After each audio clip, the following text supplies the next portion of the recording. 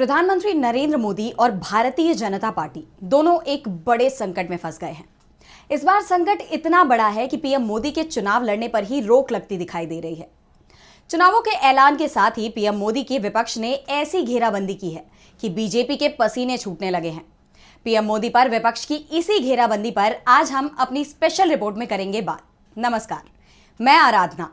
तो शुरू करते हैं आज की हमारी स्पेशल रिपोर्ट। 16 मार्च को चुनाव आयोग ने जब लोकसभा चुनावों की तारीखों का ऐलान किया था तो यह भी साफ कर दिया था कि राजनीतिक दलों के नेताओं पर उसकी नजर रहेगी। अगर कोई नेता भड़काऊ भाषण देगा, चुनाव प्रचार में धर्म का इस्तेमाल करेगा, तो ऐसे नेता के खिलाफ सख्त कार्रवाई की जाएगी।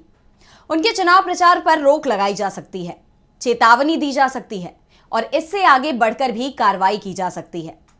अभी चुनाव का ऐलान हुए 3 दिन ही हुए हैं कि पीएम नरेंद्र मोदी मुश्किल में फंस गए हैं, क्योंकि उनके खिलाफ आचार संहिता उल्लंघन की शिकायतें एक के बाद एक पहुंचनी शुरू हो गई हैं। कांग्रेस ने प्रधानमंत्री नरेंद्र मोदी पर चुनाव आचार संहिता का उल्लंघन करने का आरोप लगाया है। चुनाव आयोग से पीएम मोदी के खिलाफ कार्रवाई करने की मांग की है। तेलंगाना प्रदेश कांग्रेस कमेटी के वरिष्ठ नेता जी निरंजन ने इस बारे में चुनाव आयोग से शिकायत की है। उन्होंने मुख्य चुनाव आयुक्त राजीव कुमार को लिखे पत्र में कहा कि राहुल गांधी ने बुरी शक्तियों के खिलाफ जंग की बात की थी, लेकिन प्रधानमंत्री के पद पर रहने के बावजूद नरेंद्र मोदी ने इसे धार्मिक मोड़ दे दिया। पीएम मोदी ने लोगों की भावनाओं को भड़काने की कोशिश की है। यह चुनावी आदर्श आचार संहिता का उल्लंघन है। पीएम को इस तरह से सांप्रदायिक सद्भाव बिगाड़ने के लिए चीजों को तोड़ मरोड़ कर पेश करने से रोका जाए। कांग्रेस ने चुनाव आयोग से पीएम मोदी के ऊपर सख्त एक्शन लेने की मांग भी की है। दरअसल चुनाव प्रचार में धर्म के इस्तेमाल पर रोक होती है।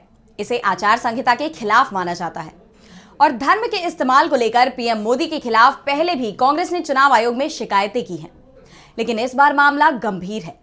अगर चुनाव आयोग पीएम मोदी पर सख्त एक्शन लेता है तो पीएम के लिए इस बार वाराणसी से चुनाव लड़ना ही मुश्किल हो जाएगा। अगर चुनाव आयोग पीएम मोदी के खिलाफ चुनाव लड़ने पर रोक लगाता है तो यह कोई पहला मामला नहीं होगा। चुनाव आयोग इससे पहले बाला साहेब ठाकरे के खिलाफ इसी तरह का फैसला कर चुका है। उनके चुनाव लड़ने पर 6 साल तक की रोक लगा दी गई थी। वैसे बाला साहेब ने अपनी पूरी जिंदगी में कभी चुनाव नहीं लड़ा था, इसलिए बाला साहेब पर तो इसका ज्यादा असर नहीं पड़ा।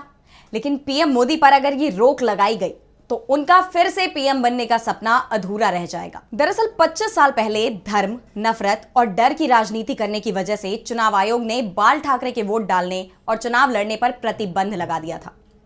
चुनाव आयोग ने 28 जुलाई 1999 को बाला साहेब पर 6 साल के लिए वोट डालने और चुनाव लड़ने पर बैन लगाया था।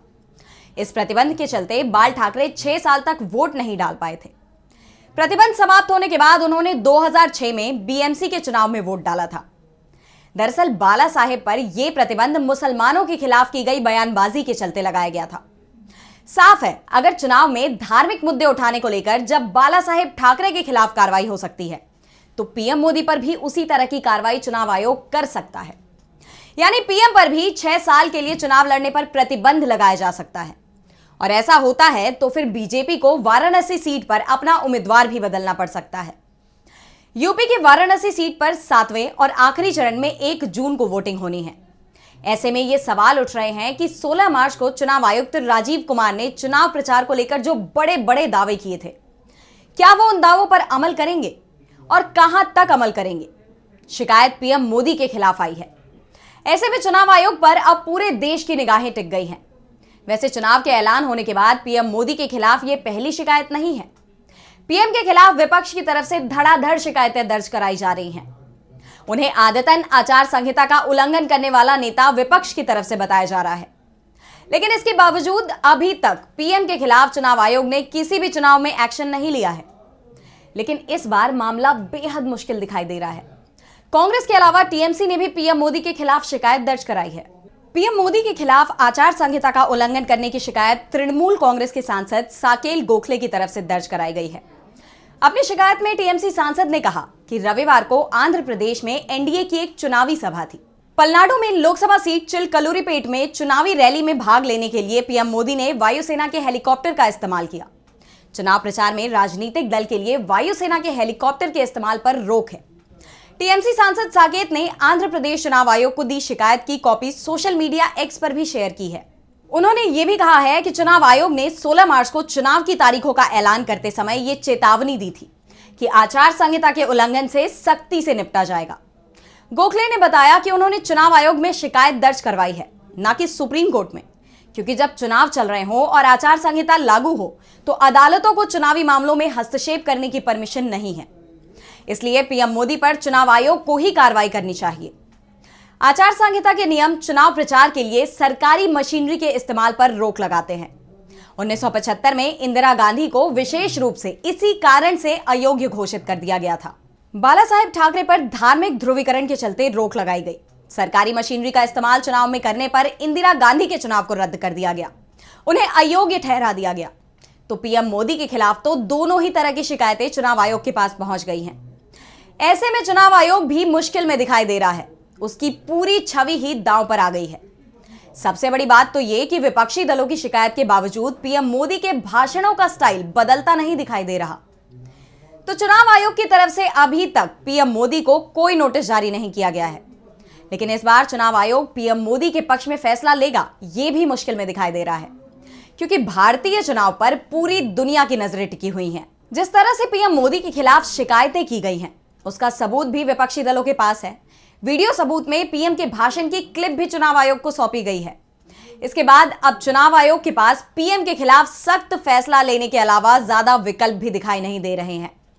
वैसे इस बार 80 दिन से लंबे चुनाव प्रचार अभियान को लेकर कहा जा रहा है कि चुनाव की लंबी प्रक्रिया इसीलिए रखी गई है जिससे चुनाव प्रचार के दौरान पीएम मोदी ज्यादा से ज्यादा सीटों पर प्रचार करने पहुंच सके।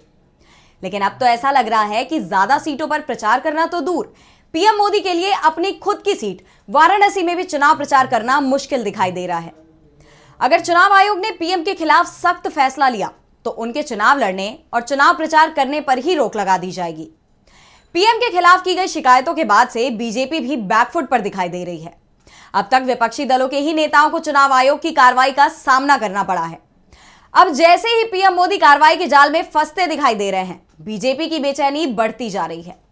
बीजेपी नेताओं को डर लग रहा है कि अगर पीएम मोदी के चुनाव प्रचार पर रोक लगा दी गई तो उनके लिए चुनाव अभियान चलाना ही मुश्किल में पड़ जाएगा, क्योंकि बीजेपी का पूरा चुनाव अभियान पीएम मोदी को केंद्र में रखते हुए तैयार किया गया है।